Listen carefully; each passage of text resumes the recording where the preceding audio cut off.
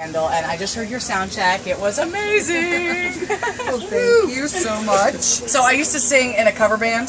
No. And I sang Warrior. Really? Not nearly as good as you, but that's cute. I thought you were going to say goodbye to you. Most cover bands do goodbye to you. Okay. Warrior's hard. Warrior is hard because it's like a real big range. Maybe you can bring it down a key. I don't know what it sounds like. I'm still singing it in the same key for some reason, just to torture myself. Because you can. Yeah, and because I can. Because you can, absolutely. Now, where did you come from before you got here to Dayton? Philly. Oh, so Philly to Dayton. Yeah, we played outside in Chester, PA, in like this really cool soccer stadium that they have there on the river. It was beautiful.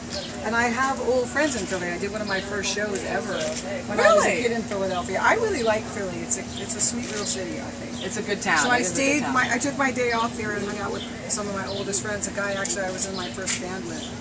Wow, so it was fun. That is cool. Now, what is it like for you to be still? And there's no tax on clothes there. Did you get this there? No. I got some Doc Martens. You know, whenever I would drive to New York through Pennsylvania, we'd always stop at the outlets because of that exact reason. There's no tax on the clothes. I never knew that. I will be on the train once a week from now on. You're like, I'm going. Do you live in New York then? Or? Yes, okay. I live in New York.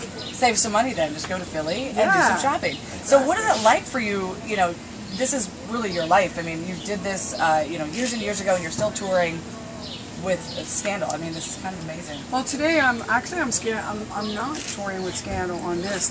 I'm touring with Glenn Burtnick, who's right over there, who's a guy I wrote Sometimes Love to Stand Up with, and I wrote a bunch of songs on that solo record with him. He's an old friend of mine. We hadn't gotten to play together for a really long time. But Keith, who is Scandal, my Scandal mate, was playing with Cyndi Lauper. So like because I wasn't, it's a whole long story, but I didn't know I was going to do this tour. I was kind of in between. I'm so happy, by the way, that I am. Yes, good. But I kind of was hemming and hawing at first. And so Glenn stepped in and did it with me, and we're sharing a band, me and Martha and the Motels. It's really Martha and Marty, and Naked Eyes, who's really Peter.